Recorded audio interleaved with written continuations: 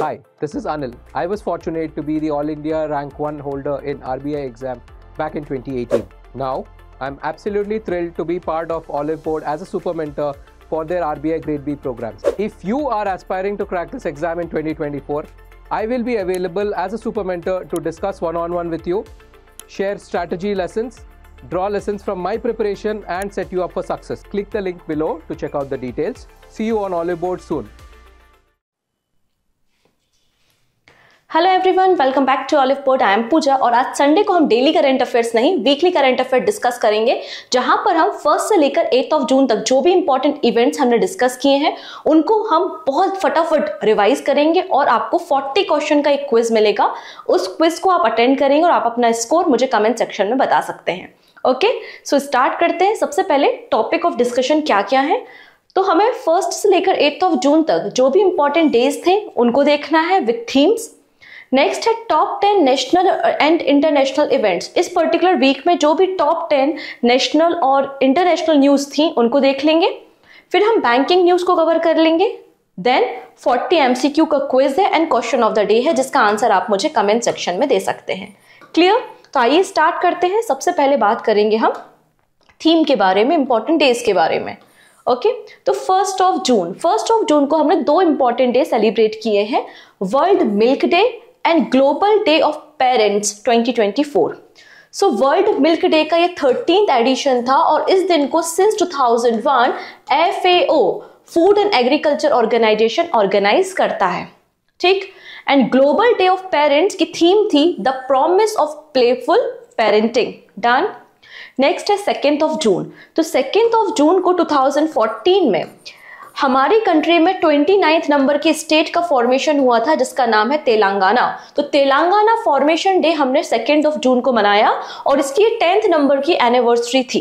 ठीक, इस ओकेजन पे यहाँ पर एंथम, स्टेट एंथम को भी लॉन्च किया गया, जिसका नाम है जया जया हे तेलंगाना।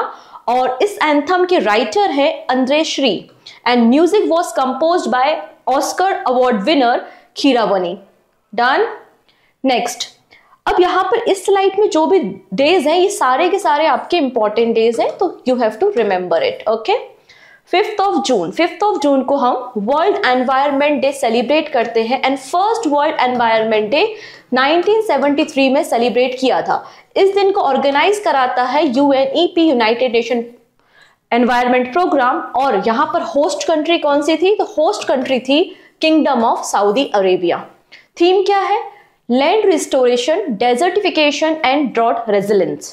डन। 7 जून को world food safety day celebrate किया, जिसकी थीम थी food safety, prepare for the unexpected. And 8 जून को वर्ल्ड ओशियन डे था, जिसकी थीम थी अवेकन न्यू डेप्थ। डन। तो ये इंपॉर्टेंट डेज है जो इस पर्टिकुलर वीक में हमने सेलिब्रेट किए। चलिए अब बात कर लेते हैं about the PDF। So weekly current affairs की PDF आपको ऑलिव बोर्ड के एप्लीकेशन पे मिल जाएगी। ओके, आपको कुछ नहीं करना, बस प्ले स्टोर पे जाना है। प्ले स्टोर पे जाके ऑलिव बोर्ड के एप्लीकेशन को डाउनलोड कीजिए। वहां पर एक RBI या रेगुलेटरी बॉडी सेगमेंट देखने को मिलेगा और यहाँ पर आपको एक YouTube PDF बंडल कोर्स मिलता है। इसमें सारी की सारी PDF अपलोड कर दी जाती हैं और वहीं पर वीकली करंट अफेयर्स की PDF भी अपलोड कर दी जाएगी। डन। इसके अलावा जब आप एप्लीकेशन को डाउनलोड करते हैं तो उसमें जो नए बैचेस हैं, नए कोर्सेज हैं, उनकी इंफॉर्मेशन भी होती है। For example RBI grade B 2024 crash course launch किया है for phase 1 and phase 2 preparation, तो आप इसे इनरोल कर सकते हैं विथ एक्सक्लूसिव ऑफर्स। ओके, चलिए अब बात करते हैं टॉप 10 न्यूज के बारे में जो नेशनल और इंटरनेशनल लेवल पर रही है। ठीक है, सबसे पहले बात करते हैं 7th पे कमीशन के बारे में। तो 7th पे कमीशन ने रिसेंटली, मतलब 7th पे कमीशन की जो रिकमेंडेशन है वो गवर्नमेंट ऑफ इंडिया ने एक्सेप्ट कर ली है and recently retirement and death gratuity limit को इंक्रीज कर दिया है 25%। पहले ये लिमिट 20 लाख रुपीज थी, इसको इंक्रीज करके 25 लाख रुपीज रिसेंटली कर दिया गया है। Ministry of personnel public grievance and pension ने ये नोटिफाई किया है। नाउ बात करते हैं अबाउट द पे कमीशन।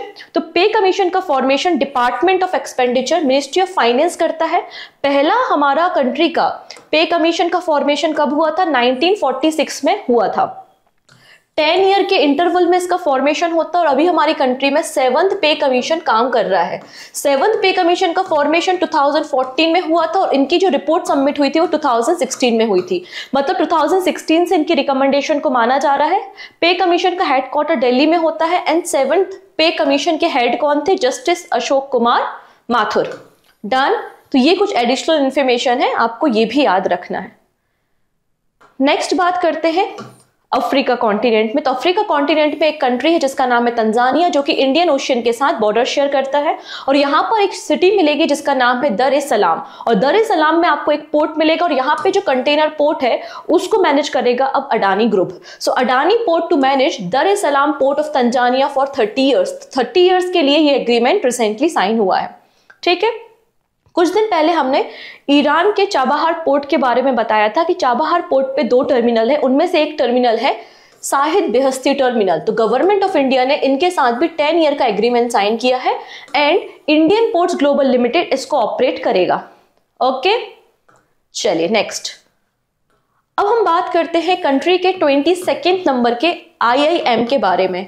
फिलहाल हमारी कंट्री में 21 IIM वर्क कर रहे हैं और एकमात्र IIM आपको नॉर्थ ईस्ट इंडिया में देखने को मिलेगा which is IIM Shillong. Recently government of India ने अप्रूवल दे दिया है। नॉर्थ ईस्टर्न इंडिया में 2nd IIM बन रहा है गुवाहाटी में। कहां पर?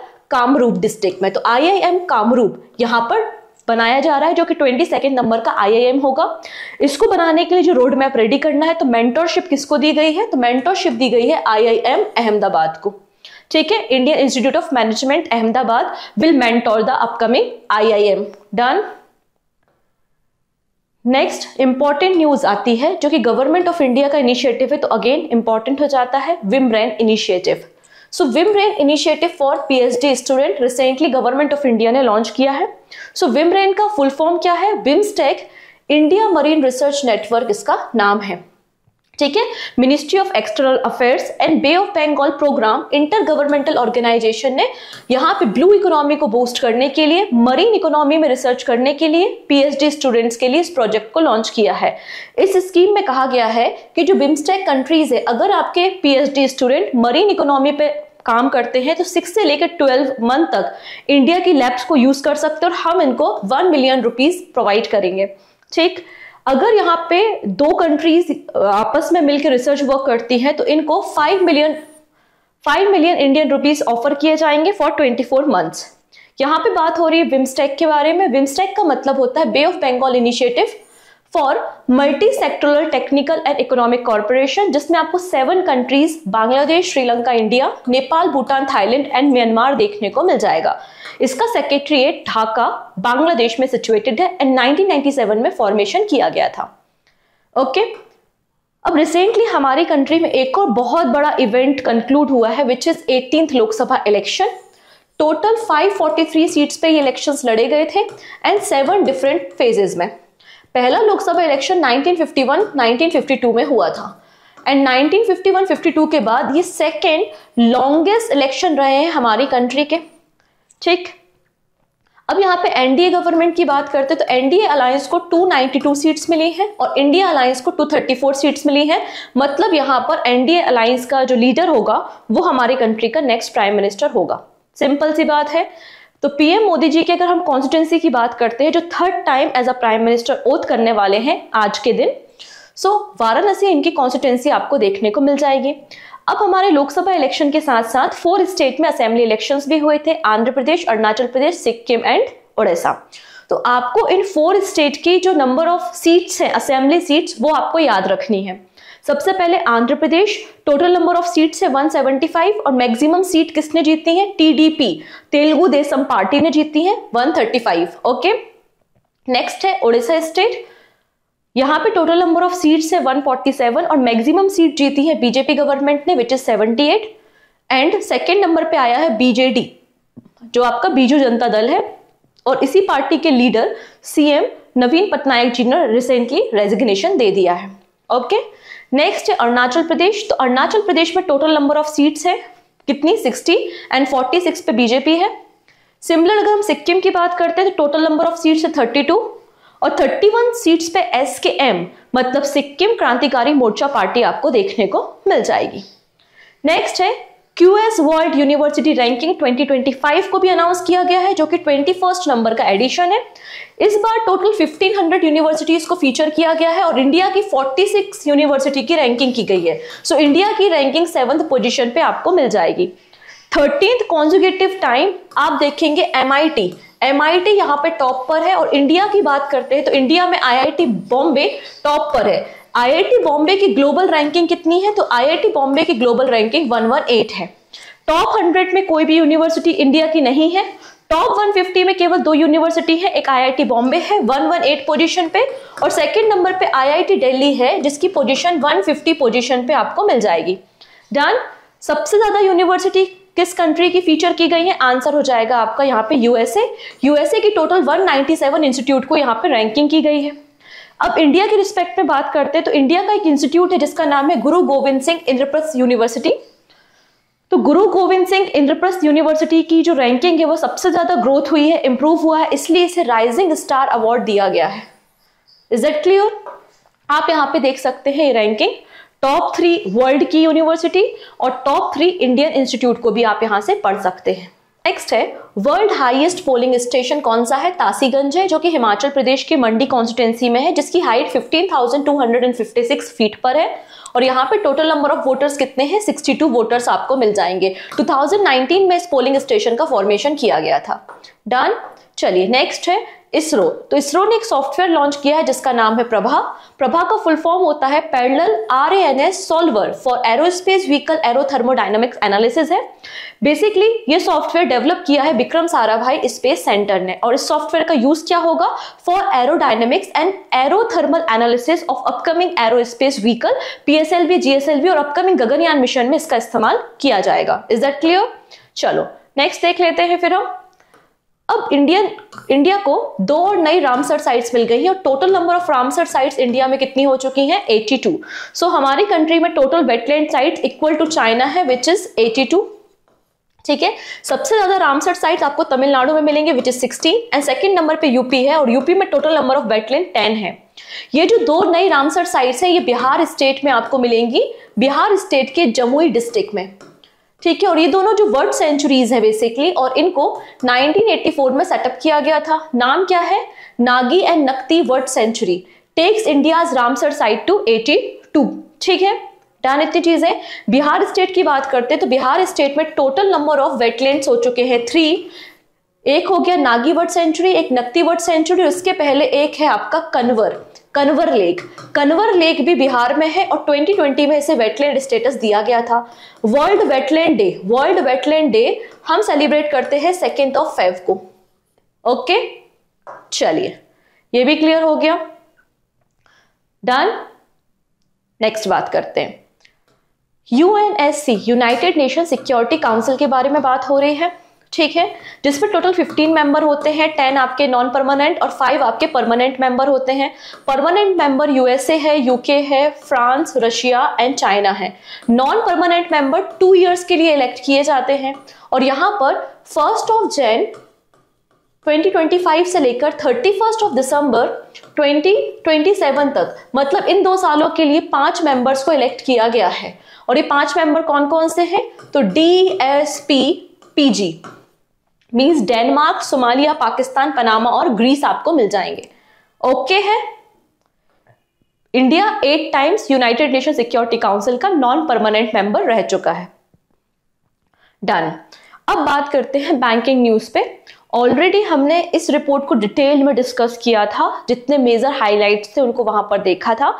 सेपरेट वीडियो है, अगर नहीं देखा तो मैं आपको सजेस्ट करूंगी आप उस वीडियो को जरूर से देखें आपके आने वाले एग्जाम के लिए। अभी हम थोड़ा सा क्विक रिवाइज करते हैं about the RBI annual report which is released by reserve bank of India recently, जिसमें इन्होंने अप्रैल 2023 से लेकर मार्च 2024 तक RBI की जो भी फंक्शनिंग एंड वर्किंग रही है उसको हाईलाइट किया है एंड रिपोर्ट को सबमिट किया है सेंट्रल गवर्नमेंट के पास under the RBI act 1934 section 53 sub clause 2। According to this report RBI ने कहा है कि 24-25 में इंडिया की GDP ग्रोथ प्रोजेक्ट की है कितनी? 7%। डन। अब यहाँ पे आप बात कर सकते हैं RBI की बैलेंस शीट के बारे में। तो RBI की बैलेंस शीट इंक्रीज हुई है बाय 11.08% और कितनी हो गई है? 70.48 लाख करोड़ रुपीस, 70.48 लाख करोड़ रुपीस यहाँ पे आरबीआई की बैलेंस शीट है। आरबीआई का जो नेट इनकम है वो 2.11 लाख करोड़ रुपीस रहा है और आरबीआई ने इतना ही डिविडेंड सेंट्रल गवर्नमेंट को दिया है। करेक्ट, ठीक है। और यहाँ पे आरबीआई की जो नेट इनकम है वो 141% इंक्रीज हुई है। अब बात करते हैं आरबीआई के इनकम एंड एक्सपेंडिचर पे। तो आरबीआई की जो इनकम है वो 17.04% इंक्रीज हुई है और आरबीआई का जो एक्सपेंडिचर है वो 56.30% डिक्लाइन हुआ है, ठीक है। नेक्स्ट क्या बोला है, अब बात करते हैं इनकम। तो इनकम की जो सोर्सेज है वो डोमेस्टिक सोर्स भी है और फॉरेन एसेट्स भी हैं। अगर हम फॉरेन सोर्सेज की बात करते हैं तो फॉरेन सोर्सेज 23.2% इंक्रीज हुए हैं, जिसमें आपके gold and security and other चीजें मिलेंगी। तो फॉरेन सोर्सेज से जो इनकम हुई है वो 1.87 लाख करोड़ रुपए की इनकम आरबीआई को हुई है, जो प्रीवियस ईयर के कंपैरिजन में 23.2% ज्यादा है। अगर हम डोमेस्टिक सोर्सेज से इनकम देखते हैं आरबीआई की, तो डोमेस्टिक सोर्सेज से आरबीआई की इनकम कितनी है, 88,000 करोड़ रुपीस की आरबीआई की इनकम है, जो प्रीवियस ईयर के कंपैरिजन में 5.7% ज्यादा है। तो ये डोमेस्टिक इनकम हो गई, ये आपकी फॉरेन इनकम हो गई। आरबीआई ने 42,800 करोड़ रुपीस कंटिजेंसी फंड में भी रखा है। Okay, done. नेक्स्ट है एनएसओ, नेशनल स्टैटिस्टिकल ऑर्गेनाइजेशन ने FY24 के लिए डेटा को पब्लिश किया है, जो ऑलरेडी खत्म हो चुका हमारा फाइनेंशियल ईयर है। इन्होंने कहा कि FY24 में इंडिया की जो इकोनॉमिक ग्रोथ थी वो 8.2% थी। जब से इकोनॉमिक ग्रोथ को मतलब 1961 से पब्लिश कर रहे हैं, तो ये 9th टाइम है जब इंडिया की जीडीपी ग्रोथ आपकी 8% से ज्यादा रही अकॉर्डिंग टू द एनएसओ। चलिए नेक्स्ट बात करते हैं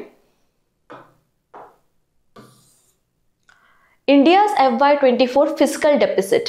हमारा जो फिस्कल डेफिसिट है वो इंप्रूव हुआ है 5.63% ऑफ द जीडीपी, ठीक है। पहले 5.8% एस्टिमेट किया गया था यूनियन बजट में, तो इससे इंप्रूव हुआ है 5.63% हमारा फिस्कल डेफिसिट रहा है, हमारा घाटा रहा है, ठीक है। अगर हम बात करते हैं इन एक्चुअल टर्म, मतलब जो गैप है एक्सपेंडिचर और रेवेन्यू के बीच में वो कितना है, 16.53 लाख करोड़ रुपीस का आपको यहाँ पे डिफरेंस देखने को मिलेगा बिटवीन इनकम एंड एक्सपेंडिचर।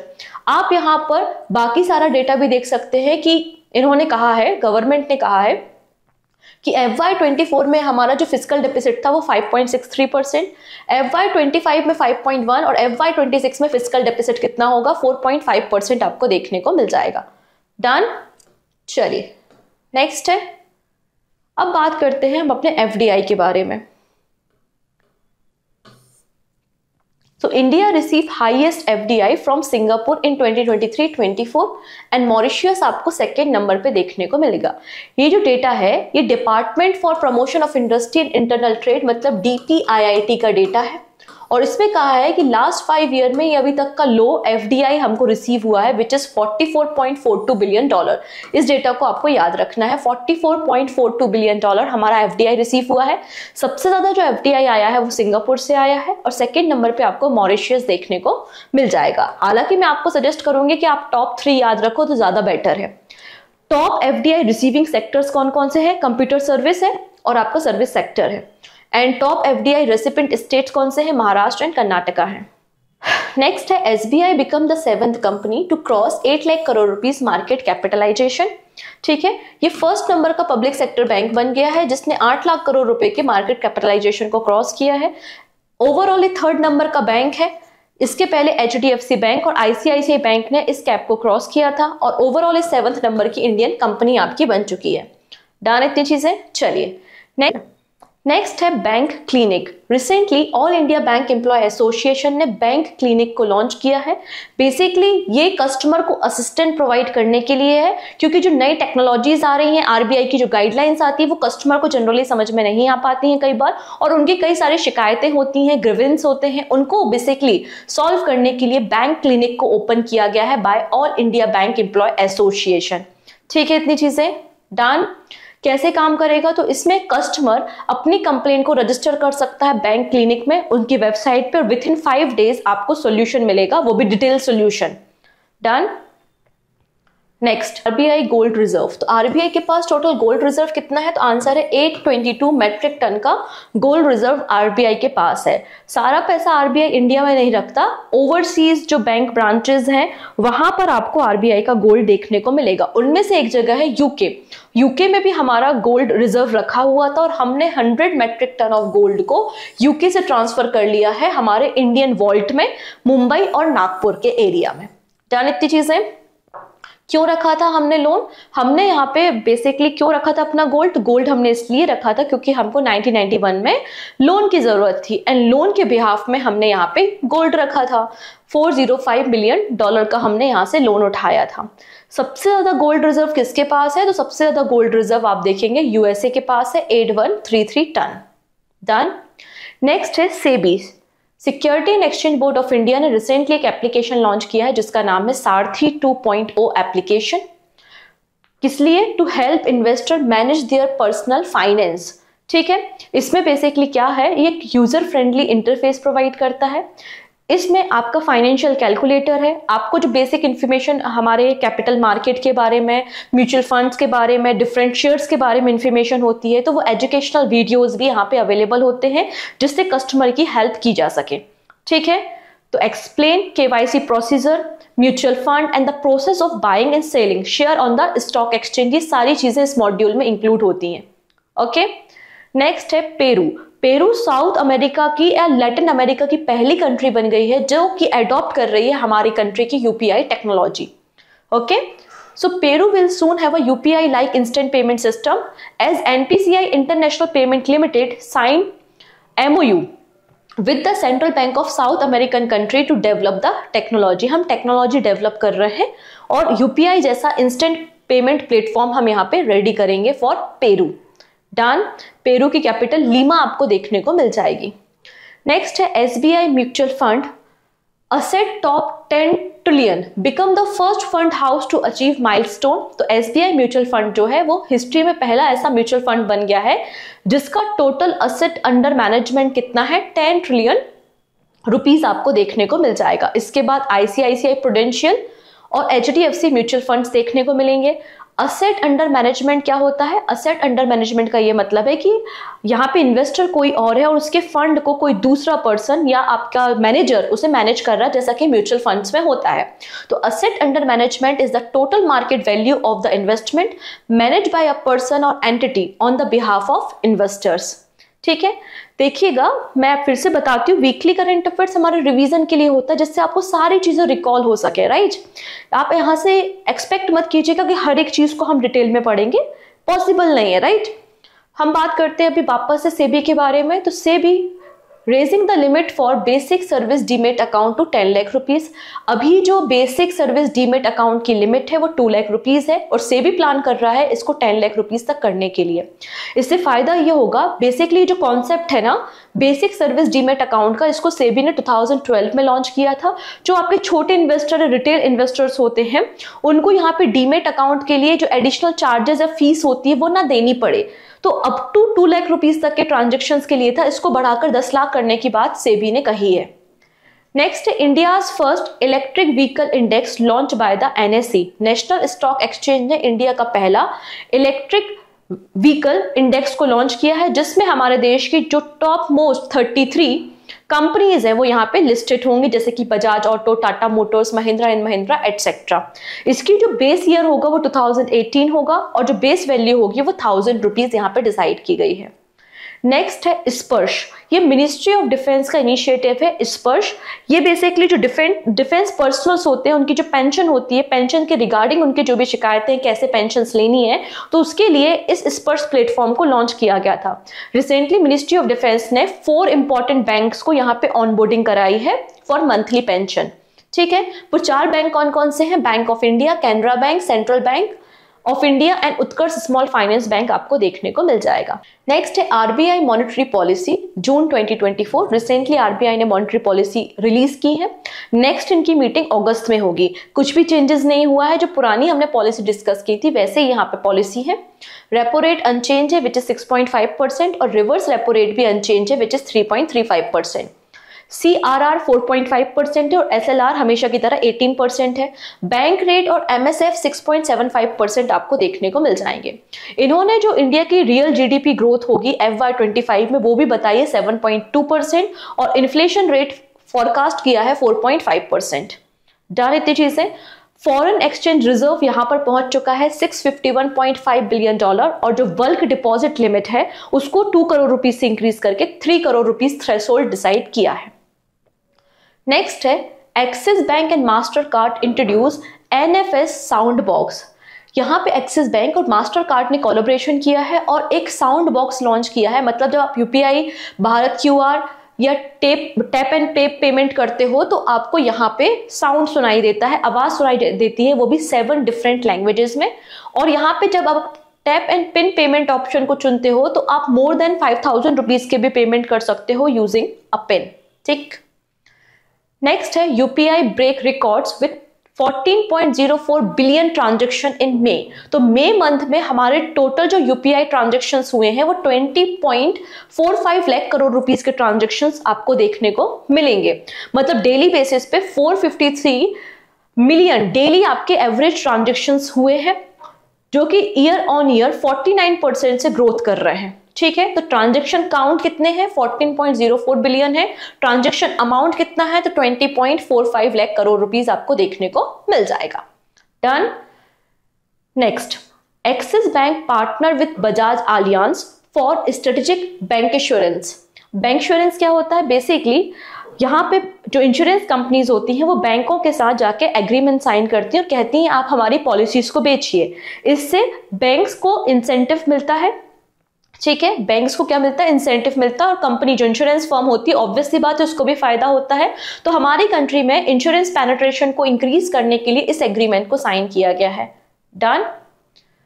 ठीक है, तो ये थे हमारे बैंकिंग न्यूज। अब आता है 40 क्वेश्चंस जिनके आंसर आप करेंगे और स्कोर मुझे कमेंट सेक्शन में बताएंगे। ठीक, चलिए स्टार्ट करते हैं। Identify incorrect statement with respect to the foreign direct equity investment in FY24 according to the data released by the DPIIT। क्या बोला है कि foreign direct equity investment India में ड्रॉप हुआ है, 5 ईयर का सबसे लोवेस्ट है 44.42 billion dollar. One of the major reason for the decline in the lower interest rate in the advance economy. India received the highest FDI from the Singapore. Computer software and hardware sector received the highest FDI at $7.97 billion in FY24। कौन सा statement यहाँ पे incorrect है? तो आप अच्छे से देख पा रहे होंगे कि अगर आपका FDI इनफ्लो कम हुआ है तो उसका रीजन लोअर इंटरेस्ट रेट नहीं हो सकता, ये हायर इंटरेस्ट रेट है। मतलब ऑप्शन बी यहाँ पे इनकरेक्ट है। नेक्स्ट है consider the following statement regarding the Chang'e-6 mission. 2 statement है, you have to identify correct one. It aim to land on the moon, collect sample from the lunar surface and return them to the earth. The first attempt to retrieve samples from the far side of the moon. Which side? Far side जो हमें दिखाई नहीं देती। ठीक, तो सही answer क्या है? Both. Next, recently Armed Force Medical Service signed an agreement with which IIT to collaborate on the research and training. So IIT Hyderabad के साथ यहाँ पर Armed Force Medical Services ने collaboration किया in the field of research and training and new health equipments को ready करने के लिए और यहाँ पे हेल्थ फैसिलिटी प्रोवाइड करने के लिए हमारे डिफेंस पर्सनल्स को।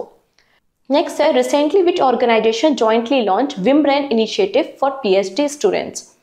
तो क्या आंसर हो जाएगा? Ministry of External Affairs and Bay of Bengal programme inter governmental Organisation, option B. Who was India's first female permanent representative to the United Nation who has retired? So answer is Ruchika Kamboj, option C. Recently, which state has received the central approval for the establishing an IIM? तो 22nd number का IIM होगा आसाम में, आसाम के Kamrup district में। Which country will host the next annual general meeting of the International Air Transport Association? So answer is India। 42 years के बाद हम इसको होस्ट कर रहे हैं, इंडिगो इसे होस्ट करेगा। नेक्स्ट है ISRO has collaborated with which company to manufacture 3D printed rocket engine? तो इसरो ने रिसेंटली विप्रो के साथ एग्रीमेंट साइन किया है, option A. Which bank has partner with Mastercard to launch NFC sound box? So answer is Axis Bank. Which state of India has introduced artificial intelligence learning in the information and communication technology textbook for the class 7 students? तो यहाँ पे class 7 student के लिए एक नया chapter introduce किया है Kerala government ने. Option D is the right answer. According to the recent government data, India got highest FDI from which country? So answer is Singapore and second number पे Mauritius है. Recently, Claudia Sheinbaum has been elected as the first woman president of which country? So answer है Mexico. Option D. Next है, which company has signed an agreement with Gati Shakti Vishwavidyalaya for carrying out joint research related to the 5G and 6G communication in the transportation and the logistics sector? So यहाँ पर गति शक्ति विश्वविद्यालय ने Nokia के साथ collaboration किया है, मतलब option B. India's largest skill-based Ludo platform, Zupe, has partnered with which city cyber police for the 11th edition of the Cyber Security Summer Internship Program, जिसका टाइटल है साइबर वॉरियर. सो आंसर हो जाएगा यहाँ पे Gurugram police के साथ collaboration हुआ है. रिसेंटली इंटरनेशनल क्रिकेट काउंसिल ने अपकमिंग T20 वर्ल्ड कप के लिए प्राइज मनी अनाउंस की है. तो वो प्राइज मनी क्या है? तो टोटल प्राइज मनी है $11.25 मिलियन और जो विनर होगा उसको दिया जाएगा $2.45 million. Consider the following statement regarding the Prabha software. It is developed by the Antariksh corporation. The programme has been utilised in the Gaganyaan project. तो बोथ आर करेक्ट? नो. यहाँ पे अंतरिक्ष कॉर्पोरेशन का कोई कॉन्ट्रीब्यूशन नहीं है. इसरो का सॉफ्टवेयर है प्रभा. तो ऑप्शन नंबर 2 करेक्ट है.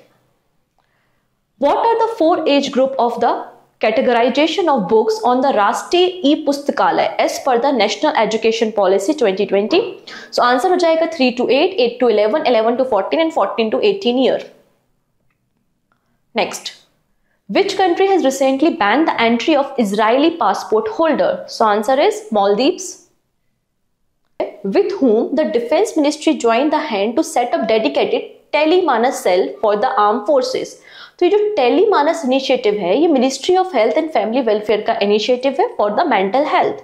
Option C. नेक्स्ट है, SEBI has formed a committee to review the ownership and economy structure of clearing corporation and suggest measure. Who will chair the committee? Answer is Usha Thorat. Indigo will host 81st annual general meeting of the International Airport Transport Association in which city in June 2025. तो 81st annual general meeting को Indigo host करेगा, जैसा कि हमने discuss किया था new Delhi में. Which of the following organization has launched Sarthi 2.0 mobile application recently? So answer is SEBI. Bank has been fined 36.38 lakh rupees by the RBI in May 2024 for violating the provision of the FEMA Act. Answer is HSBC Bank. Option B. Next है, which company has been honored with Corporate Social Responsibility Award in the non-fossil fuel business category at the Outlook Planet Sustainability Summit and Award, जिसको organise किया गया था outlook group and IIT Goa ने. So answer हो जाएगा यहाँ पे power finance corporation limited. Recently, the maximum limit of retirement gratuity and the death gratuity has been revised by the government from 20 lakh rupees to blank rupees. So answer is 25 lakh. Which country has launched its first space agency in May 2024? So answer is South Korea. And South Korea के target है कि 2045 में Mars surface पे land करेंगे and 2032 में ये lunar surface पे landing करेंगे. नेक्स्ट है, India's first Nifty EV and new age automotive index किसने लॉन्च किया है? तो national stock exchange. Option D is the right answer. Which organization did the Boxing Federation of India recently agree to become a member of? So answer is World Boxing. Reserve Bank of India cancelled the auction of 10-year green bond as trader refused to pay greenium. Diversion from the pattern of issuing green bond in the latter half, the government planned to issue green bond worth rupees blank in the first half of the current financial year. तो कितना green bond issue करना था RBI को, जिसको इसने cancel कर दिया है 12,000 करोड़ रुपीस. नेक्स्ट है, in June 2024 Adani ports and special economic zone will operate and manage container terminal 2 at the Dar es Salaam port of which country? So answer is Tanzania.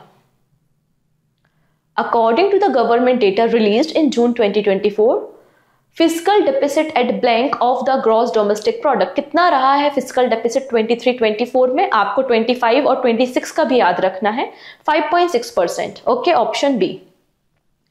Canara Bank has granted an approval for initiating the process of diluting its blank stake in its subsidiary Canara HSBC Life Insurance Company Limited।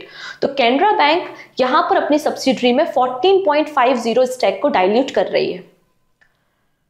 Which state has recently signed an agreement with the World Bank to tackle air pollution? तो यहाँ पे world bank ने 10,000 crore rupees का fund दिया है Haryana government को। Spurs service, which was seen in the news recently, is related to the which ministry? Ministry of Defense.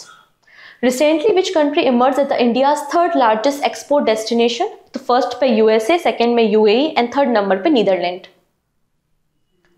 ये question है regarding the QS world university ranking 2025। You have to identify the correct one. First है IIT Bombay and has secured the top spot, and IIT Delhi ranked second in India. Globally, United Kingdom imperial college London secure the top position. तो second statement गलत है, MIT का top position है, पहला correct है। In June 2024, ministry of electronics and information technology in collaboration with which organisation hosted a workshop on safe, trusted and ethical artificial intelligence? So answer is UNESCO, option D. In June 2024, SEBI proposed to enhance the threshold for the basic service demat account to blank from the 2 lakh rupees. So answer is 10 lakh. Option B. ठीक है, 10 लाख रुपए करने की बात की है 2 लाख रुपए से। UNWSIS 2024 चैंपियन अवार्ड किसे दिया गया है? तो ये अवार्ड C.DOT को मिला है, मतलब Centre for Development of Telematics को। Next, in June 2024, which bank has inaugurated a new exclusive branch in the Chennai, completely dedicated to the supporting startups? So answer is Indian Overseas Bank, जिसका headquarter Chennai में situated है। Okay, and this is question of the day. ये NSO का data है, उसके accordingly आपको India की economic growth हमें बतानी है। आई होप ये सारी बातें आपको क्लियर हो गई होंगी। आई होप आपको ये रिवीजन वीडियो अच्छा लगा होगा, तो प्लीज इसे शेयर करें, लाइक करें एंड सब्सक्राइब करें।